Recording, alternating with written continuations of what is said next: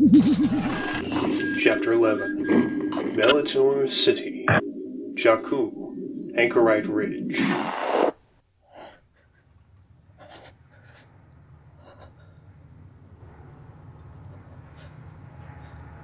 When Ray awoke, the sun hadn't even risen in the east. She didn't quite know what had woken her up this time, but she knew it had been a dream. They were always distant figments, like trying to catch smoke with your hands. All she could recall was the cold feeling of rain and the dread of something terrible. Force. I haven't felt rain in years. She checked the time. She's gonna have to head out anyway in another hour. Might as well be early. When she was dressed and packed, she went to check out her guests. Poe was fast asleep in the sleeping quarters, with BB-8 in a state of half-rest. When she approached, he woke and spotted her. She held up a finger to her mask. I gotta go into town for a few hours. Let the boys know when they wake. Watch the place while I'm gone. The droid nodded, and then saluted with his Arccaster. Come on back right quick, or I'll come and get you, missy. Ray found Finn still in the dining hall, draped over the table with his head on his hands. He had been there ever since she had closed up the front hatch and put in the security measures hours earlier, and the air was still dreadfully cold. She watched him for a moment, realizing he was talking in his sleep. Nines. Keep it down. Stop arguing with zeros. In many ways, she felt ashamed for the night earlier.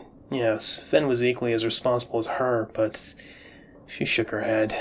She had been alone for 3 long years, cut off from a galaxy that had tried to kill her. Her solitude had kept her alive, but the toll it had taken on her was something that couldn't be measured. Could she trust him with her own secret? Her father would tell her to judge one by their actions, not affiliations. But was that enough? How would he react? She shook her head again, and grabbed a wool blanket from a drawer, draping it over the trooper's shoulder. He murmured with the contact. Thanks, Slip. Tell them to keep it down. She hadn't realized she had been crying. The warm streaks had slipped through her mask and onto the deck plating. She wiped them away, seeing in him her parents, but she dared not go into that rat hole. She patted him on the shoulder, then climbed up the ladder to the launching deck. There she found her old and venerable 74Z speeder bike. She gave it a quick check, turning on its anti-grav thrusters before taxiing it out into the desert. Once she was out, she mounted and kick-started the engine, disappearing into the desert. An hour later, Bellator City came into view. Once, it had been the Imperial Bellator-class dreadnought Kuat's pride, and the center point of the defense for Jakku a little under 30 years ago. Then, thanks to the incompetence of its admiral, it had been sent crashing to the desert world. There it had remained sent in the royal that fed into the river delta many miles away. Though no longer space-worthy, the thousands of scavengers, prospectors, and traders had flocked to its armored hull for protection it offered. Hundreds of offices were built into it, dozens of shelters and marketplaces, and every deck awash in green from the efforts to produce biofarms to keep the populace fed. The rest was cleared for landing pads to accommodate the dozens of starships coming in daily. Already, even at this early hour, many were floating around like vultures. She caught sight of one in particular, newer from the rest, and having the obvious shape of military construction.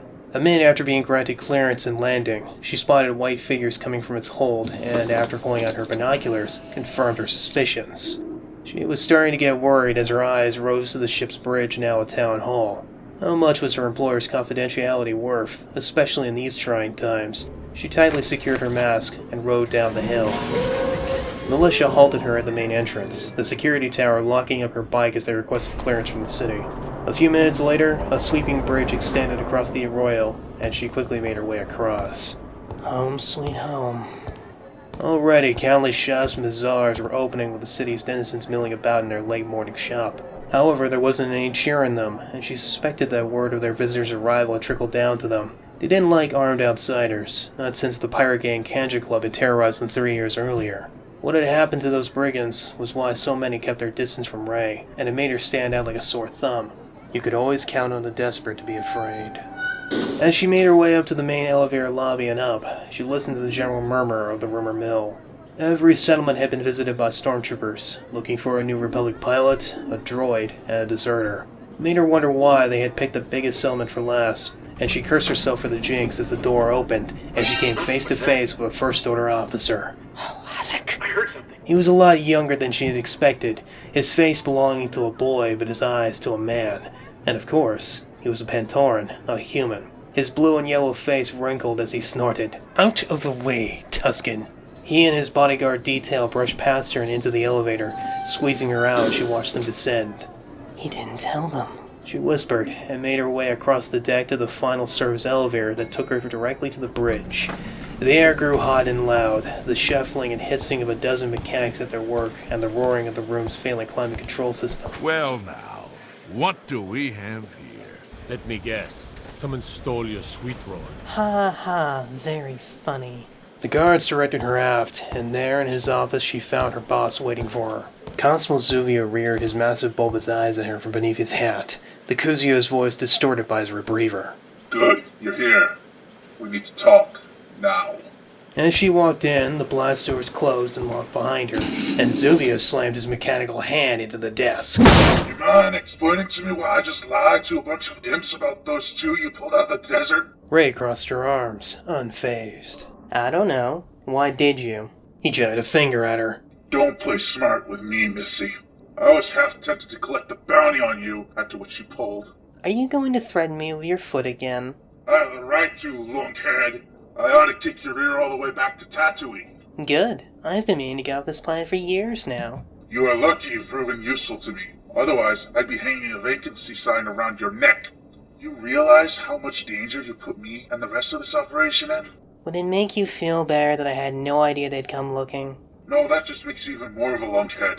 He sighed as he sat into his chair. Just when I thought the Kanji Club was bad, now these goons won't be long till someone squawks about you pulling those two out of the desert and that droid you found in the destroyer. What are we gonna do about that? That's what I came to talk to you about. I need all the credit you owe me and the key to my ship. I'll be leaving once I install the hyperdrive, which I need delivered to the hangar. I could cut you in on the bounty. It's worth more than what I owe you. Zuvio, you know me better than that. Yeah, I do. He opened the drawer to his desk and tossed a bag of coinage to her. I had this waiting on the expectation you'd be bringing your Samaritan rump up here for it. Now, what are you going to do? Besides getting off this planet, I haven't really thought that far ahead. I just know that my time here is at an end. Poor girl. Always with her head stuck in the clouds before her foot comes to kick her down. You have an obsession, you know that? Of course I do. I'm a Cusio. Is it pointless to offer you a raise? Sorry, Zuvio. It's time for me to go. I suppose it is. For what it's worth, girl, thank you. I haven't been the best boss, but you stuck with me for 3 years. That's worth something. It is, Zuvio. Thanks for keeping me safe all these years. And for one more day, God's willing.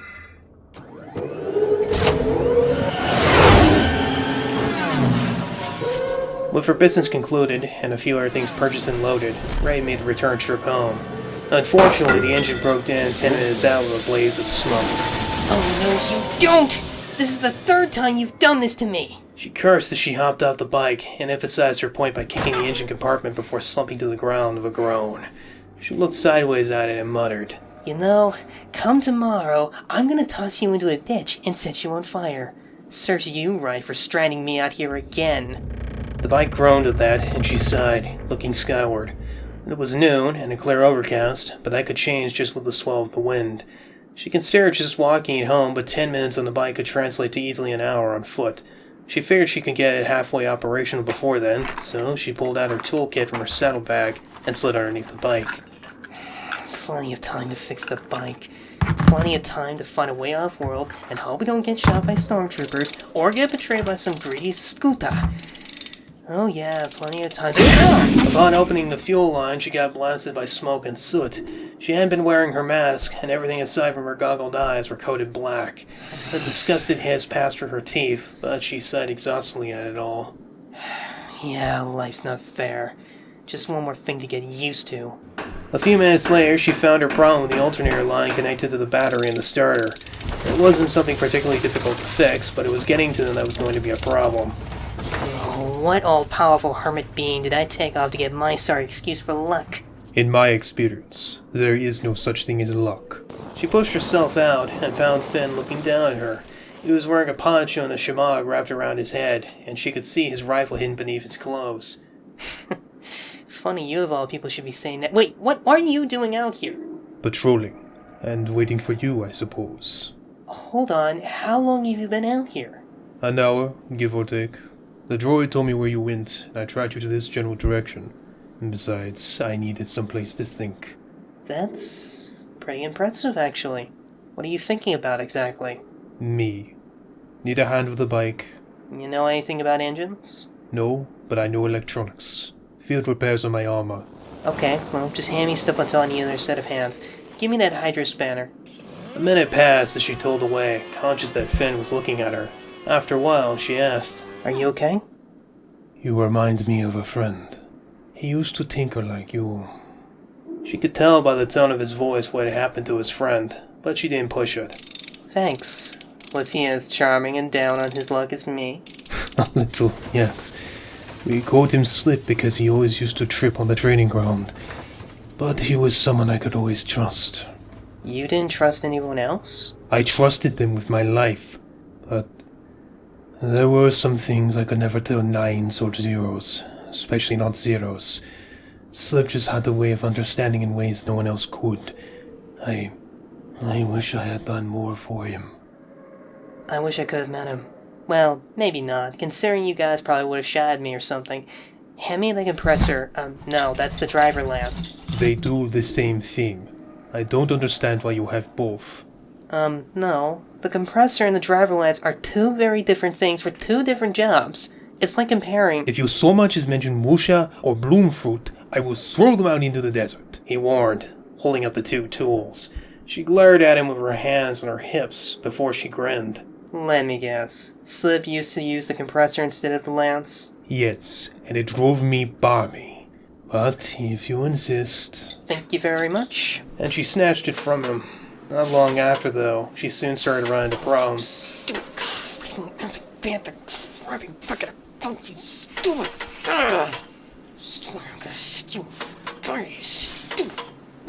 You know, threatening inanimate objects won't get it to cooperate faster. Yeah? Well, it makes me feel better. Damn stupid compressor line. I've replaced it, welded it in place, and done all manner of fusing without attaching technical tape to it, and it's still breaking down on me. Maybe you should try technical tape. You'd be surprised. Oh no, I refuse. My mom used to say if you resort to tape, you might as well just get a new one. I disagree with your mum. Where I come from, you learn to be creative. I think my dad would have liked you. Always make do with what you got was his saying. What happened to them, Ray? The question caught her flat-footed and made her involuntarily shiver. She was glad he hadn't seen it. They're gone, Finn. Or at least, that's what I think. You think or know? I know.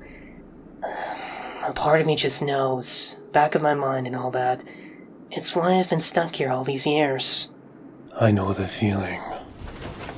A few minutes passed, and Ray finally asked, Can I ask you something personal?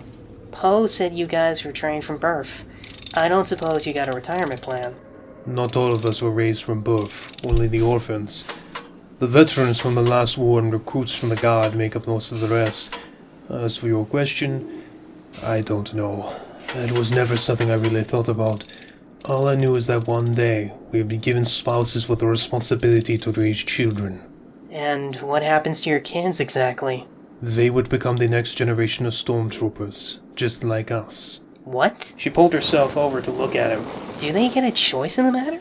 Does anyone really get a choice? We are defined by our parentage, and this is no different. They are what the First Order needs them to be. I'm sorry, but no.